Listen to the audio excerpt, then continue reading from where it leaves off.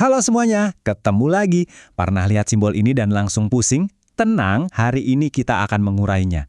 Notasi sigma ini sebenarnya bukan sesuatu yang rumit loh. Ini tuh kayak bahasa rahasia matematika untuk meringkas pola. Dan hari ini kita bakal bongkar bareng-bareng. Siap? Yuk kita mulai. Coba deh bayangin, kalian disuruh nulis jumlahan angka dari 1 sampai 50. Nulis satu-satu kayak gitu, waduh, capek banget kan? Boros waktu, boros kertas. Pasti ada cara yang lebih pinter dan lebih elegan dong untuk nulis penjumlahan panjang kayak gini. Dan inilah dia, pahlawan kita. Simbol sigma. Ya, huruf kapital Yunani ini adalah jawabannya. Ini tuh shortcutnya para matematikawan.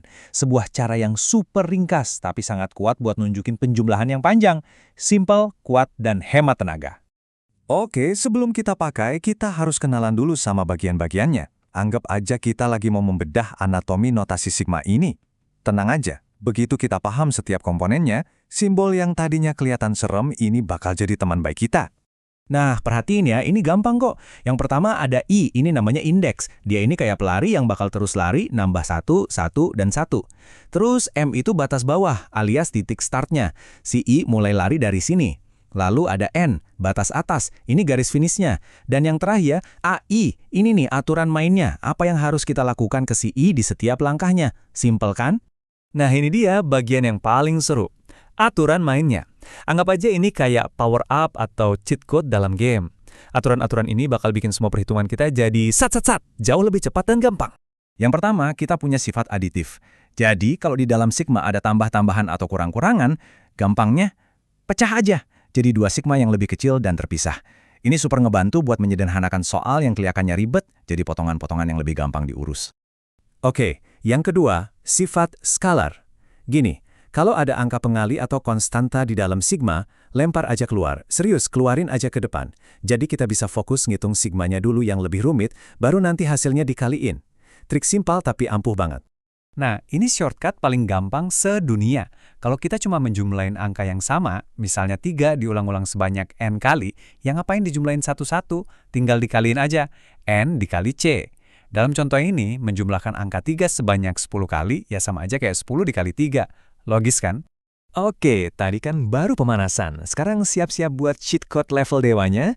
Ada 3 rumus sakti yang wajib banget kita tahu karena ini bakal jadi senjata utama kita buat menaklukkan soal-soal sigma. Nih, lihat tabel ini. Ada 3 jagoan utama. Yang pertama buat jumlahan biasa, 1 plus 2 plus 3 dan seterusnya. Yang kedua buat jumlahan kuadrat, 1 kuadrat plus 2 kuadrat, dan seterusnya. Dan yang ketiga buat jumlahan pangkat 3. Hafalin 3 ini, dan hidup kalian bakal jauh lebih mudah. Percaya deh. Tapi sadar nggak ada yang keren banget di sini? Coba lihat deh, rumus yang pangkat 3. Itu kan persis sama kayak rumus yang pertama, tapi tinggal dikuadratin. Wow, inilah seninya matematika teman-teman. Semuanya itu seringkali saling terhubung dengan cara-cara yang nggak terduga dan elegan banget. Oke, kebanyakan teori juga pusing ya. Yuk, kita langsung praktek. Sekarang kita gabungin semua senjata dan jurus yang udah kita kumpulin tadi buat naklukin satu soal. Kita kerjain bareng-bareng, langkah demi langkah. Oke, ini dia musuh kita. Kelihatannya serem ya. Ada kuadrat, ada pengali, ada pengurangan, ada penjumlahan, semuanya jadi satu. Tapi tenang, kita udah punya semua alat yang kita butuhkan untuk menyelesaikannya. Langkah 1. Jurus pertama yang kita keluarin, sifat aditif. Kita pecah aja soal monster ini jadi 3 soal kecil yang lebih jinak. 1 buat yang I kuadrat, 1 buat yang I biasa, dan 1 lagi buat si konstanta. Nah, kan sekarang jadi lebih enak dilihat dan gak terlalu bikin pusing. Lanjut, langkah kedua. Kita keluarin jurus sifat skalar.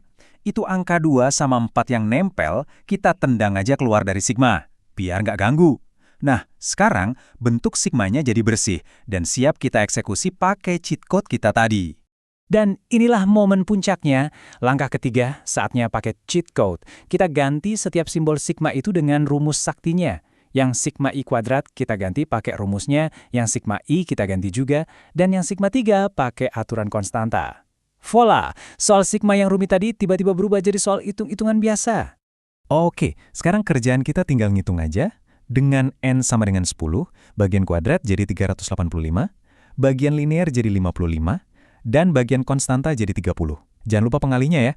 Jadi kita punya 2 dikali 385, dikurangi 4 dikali 55, terus ditambah 30. Dan hasilnya adalah 580. Tuh kan, beres. Dari soal yang kelihatan mustahil di awal, kita bisa dapat jawabannya dengan rapi, cuman dengan ngikutin aturan dan rumus yang ada. Inilah kekuatan notasi sigma kalau kita tahu cara pakainya.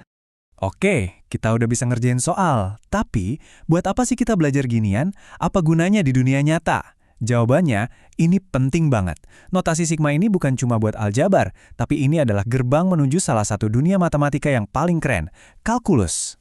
Gampangnya gini, di kalkulus nanti, kalian bakal belajar cara ngitung luas daerah yang bentuknya aneh, misalnya di bawah sebuah kurva. Gimana caranya? Dengan ngejumlahin banyak banget potongan-potongan persegi panjang yang super tipis. Nah, proses menjumlahkan yang banyak banget itu, ya pakai sigma. Jadi, apa yang kita pelajari hari ini itu benar-benar fondasi yang super penting. Nah, jadi sekarang saya mau kasih tantangan pikiran buat kalian. Kalian sekarang udah bisa membaca bahasanya penjumlahan. Dengan cara pandang baru ini, coba deh lihat sekeliling kalian. Dari pertumbuhan bunga, pola di pasar saham, sampai antrian di supermarket. Pola kompleks apa lagi yang sekarang bisa kalian lihat dengan lebih jelas? Coba pikirin deh.